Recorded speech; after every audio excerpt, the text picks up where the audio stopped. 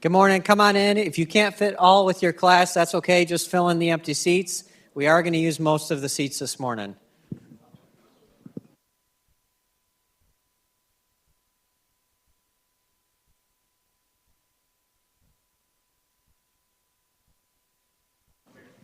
We have room up here, up by the front.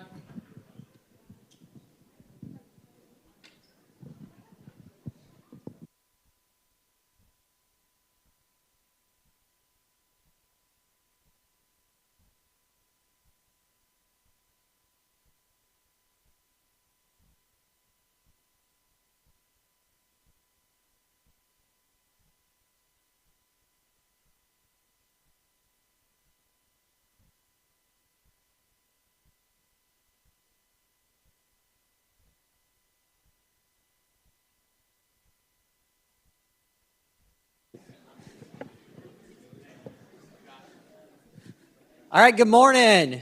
Good morning and welcome to CTE. I know that I see a lot of faces that were here last night for our orientation.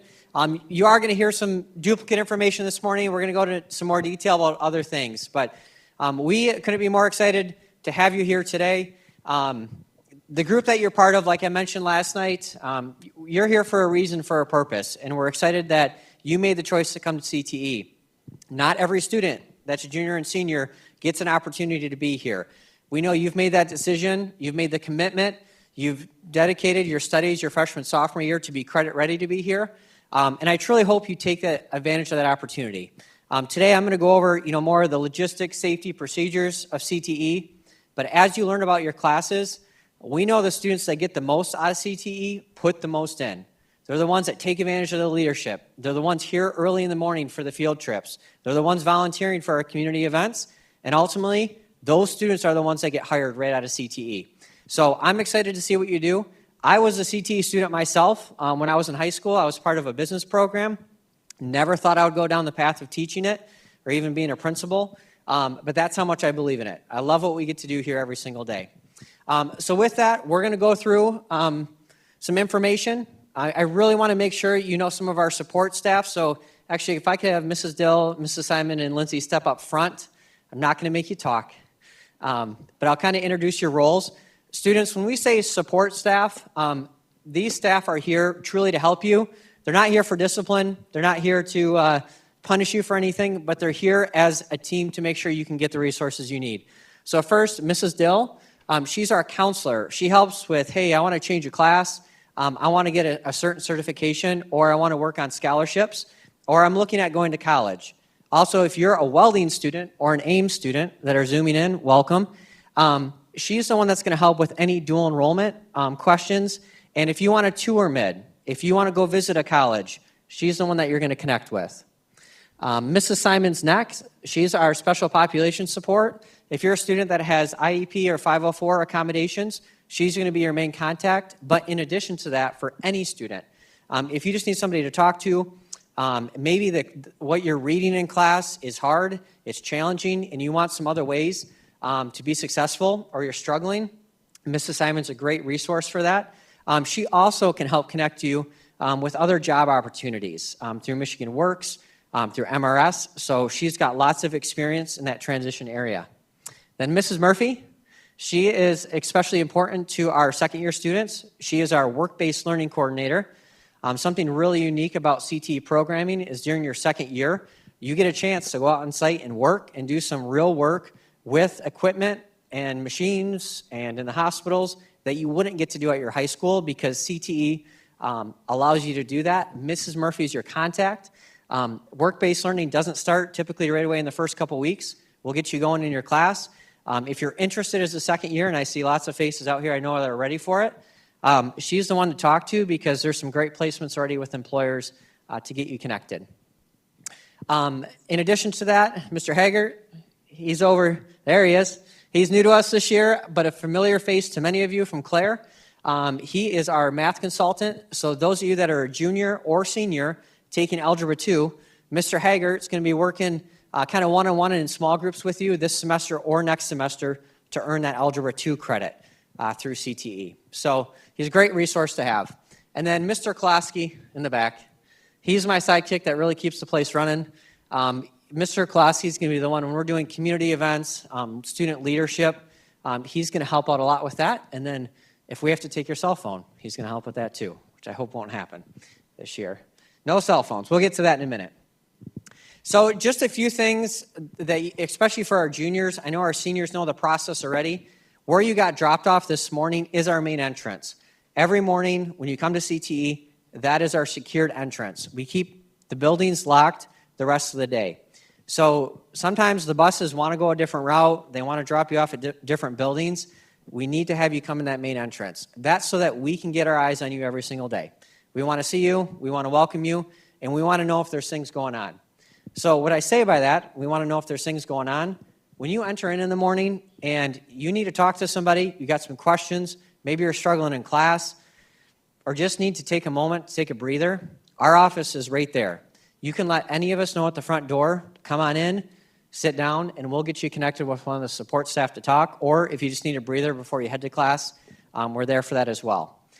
If you want to talk about job opportunities with Mrs. Murphy, that morning's a great time to say hi to her, and she will get you connected with that as well. As you work your way through campus, we're asking you to go right to your program first, check in with your instructor, then if you need to use the bathroom, you do that from there. If the culinary cafe is open, which is a great thing that we have, we're really fortunate to have that, as you come in, we'll have sales for that as well. And there'll be sales for the culinary cafe during class time if your instructor allows that to happen or allows you to come down for it. So that's another cool opportunity when you are part of CTE. Driving. What I saw this morning was a great example of what we should do. You're supposed to be riding that CTE bus every single day to come to CTE from your district. We do not allow driving individually unless it's for a specific purpose, for work-based learning, for field trips, student leadership. We also do have a couple students that are coming to us from other districts or private schools or homeschool. Those students are allowed to drive with the proper permissions set up. You are dismissed by the clocks. You actually hear a Beaverton, Gladwin, Harrison, Clare dismissal time. It's going to scroll across the screens. That is your dismissal when you come to the front commons area and you get back on the bus the same way that you came in. We ask you to help too with keeping doors locked. I know you've all been through the school safety training systems since you were in kindergarten, but really the biggest advocate we have to keep us all safe is your eyes. If you see something unusual, something that doesn't set right in your stomach, a student says something, please report it immediately to your instructor, to myself, or somebody in the office. The same thing on our campus. What's unique about CTE is we got massive garage doors. We got kids in the field. We got kids on equipment. We have students moving vehicles into auto. We have students building a house in construction. We are all over the place. And we need your eyes. If something doesn't look right, please let us know so that we can get the right response in place. Does that make sense? You guys promise me on that? In addition, when it comes to safety as far as, hey, if somebody gets injured, what do?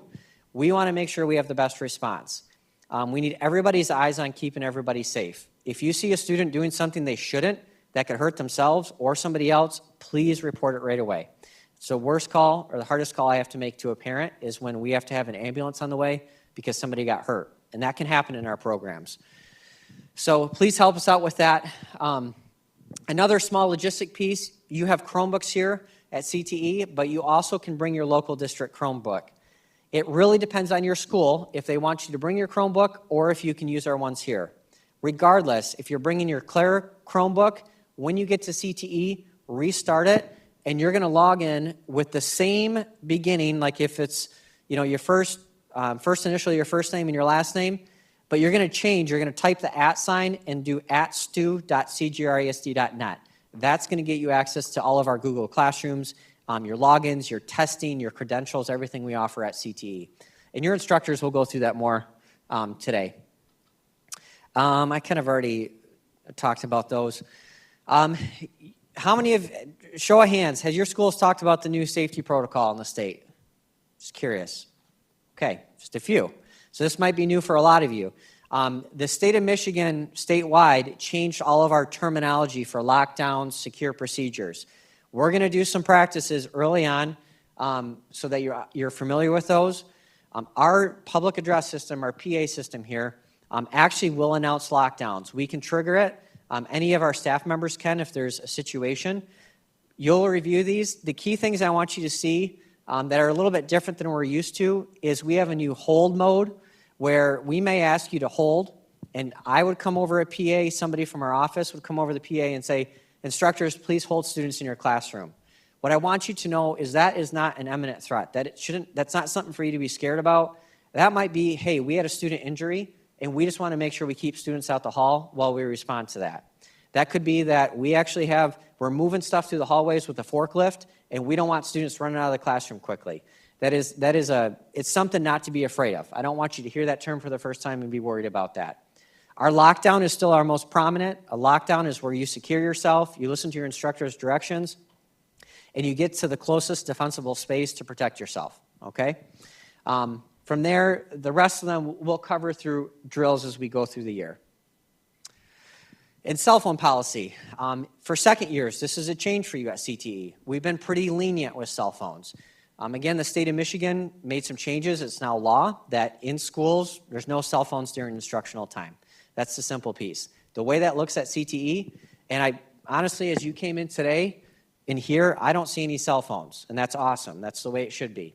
When you come in off the bus, you go to your classroom, and you're going to put your cell phone in that storage area. Each classroom, each program has a little bit different setup. Some are lockers, some are cell phone holders, some are locking cases. So when you arrive, come through the hallways, put your stuff away, put your cell phone away. It stays there until that bell dismisses and it scrolls across the screen. There may be small exceptions to that. We know that, I'm going to use education occupations as an example. They have to get onto a state website. It requires dual-factor authentication. We get that. Your instructor will let you know if it's appropriate to pull your phones out for those times, but then you're going to have to put it back. Simply put, if your teachers see it, they're going to give you a warning at first, and we hope not to see it again. If it happens again a second time, your teacher's going to confiscate that phone, bring it to the office. You're going to have to meet with me before you get it back. Happens the third time, your parents are coming to meet with me to take it. Depending on your district as well, there would be a detention assigned to you back at your local district. So I hope not to have any of those issues as we move forward. If you have questions about it, you can definitely come meet with me in the office. All right, grading, and we're going to get close to wrapping up here shortly. Your grades in CTE are different than what you see in your local district. And for me, the fun part about it, the cool part, is we have a technical score. So when you are in your classes, the stuff you do in your lab, your assessments, your ASE testing, your ServSafe certification, all the real world stuff is part of your technical skills. It's not just your quizzes and your tests. And why I think that is cool is because those actually mean something. You take those with you. Your grades, your grade report, you do take with you when you graduate high school. But earning your state of Michigan mechanics license, once you get that at CTE, that goes with you for a lifetime. Your ServSafe certification from culinary, that goes with you for a lifetime. That's part of all that technical skills grading. A big piece of that is being here and being present in your lab spaces. I'm going to use welding for an example. Our welding students, we cannot assess you at home when you're gone, when you miss too many days. We simply can't send home welds and expect to inspect them and give you feedback. So that technical skills is that performance. We need to see you demonstrate it, and our instructors give you feedback on what that looks like. Same for health occupations. When you're doing patient care assessment, that's not just a paper grade, it's an observational skill, and you need to be present for us to do that. The second piece of that, 30% of your grade, is professionalism. And this was designed because our employers and our advisory committee said, hey, CTE students are not ready for the workplace when they come to us. Simply put, they'd say they don't have the soft skills. They don't have the understanding of what it means to be a good employee. So at CTE, what does that look like for us? We're training you for the next step. We're hopefully getting you ready for a workplace or the college or an apprenticeship. And so you are graded on your work ethic. And that looks different than what you see at high school. Your high school, you're not graded on that. You're usually graded on completion. For us, what does work ethic look like? That's when you show up to class, you put your cell phone away, you put on your safety glasses, you have the right boots on, and you show up ready to work. Just like you would have to show up for a shift. It's not coming to class and you're like, oh, what are we going to do today? I'm sitting in my chair, I'm not ready, and the instructor has to go tell you what to do. That work ethic means that self-initiative, I'm here, I'm ready, and just like your shift at work, if you're supposed to start at 9 a.m., you're expected to show up ready to work at 9 a.m., not show up at 9, then change, then decide at 9:10 I'm going to put my phone away, then decide I'm going to start working. So that's what we're trying to teach through that. Another big piece of that is the teamwork piece. Teamwork's critical. Our whole CTE team here works together to make this production run, to make the school year run. In the workplace, we expect that, in CTE, we expect that in the classroom. You're going to work with people you don't like in class, and you're going to work with people in the world you don't like. That's part of life. So we're going to be grading you on that teamwork, communication. How do you work with each other to still meet the end goal? And each program looks a little bit different. So when you see that in your grade book, the grade books are all set up like that for every single class. That's what those means, or that's what that means. To access your grades, and your instructors can show you, you go to our website, we have a Skyward login. It is different than your local district. You will have to sign in separately through this link, not your Clare High School, not your Harrison, not your Farwell School's login. So this will give you access to your attendance and grades through CTE. And then as I wrap up, attendance, this is a key piece. And last year when we started the first semester through December, we started to really look at this and see what kids are going to be successful at CTE. And when we define success, we know that if students have 10 or less absences, so they miss 10 or less days, especially in that first semester, their chance of graduating and earning credit and earning a certification is very high. They're going to do it. Once you get to that 11, 12, 13, 14, 15 days missed, the chances of you actually not getting credit at CTE get extremely high. And what does that mean? So if you fail the first semester at CTE, that is 1.5 credits. That is 3 high school classes you have to make up. So you go through the first semester, you fail CTE, you'd actually have to make up 3 additional classes to still be on track to graduate high school. So when we look, and if you're December, you're at that 10 or more, we're not going to have you come back second semester, because that means you have to make up an additional 3 classes. Does that make sense? So we're going to be having conversations about that. Mrs. Dill deals a lot with attendance, so she'll be meeting with you. We understand there's things that happen. There's injuries, there's sickness, there's death in family. Those situations we work around just like a workplace would. But if it's just not coming to school, that's when we're going to have conversations about why you're at CTE. So with that, I think that is actually all I have to end on a real happy note. So I'm going to turn you loose. We appreciate you being here, and we're excited for the school year. So instructors, we will let you take your students back, and we'll see you at dismissal.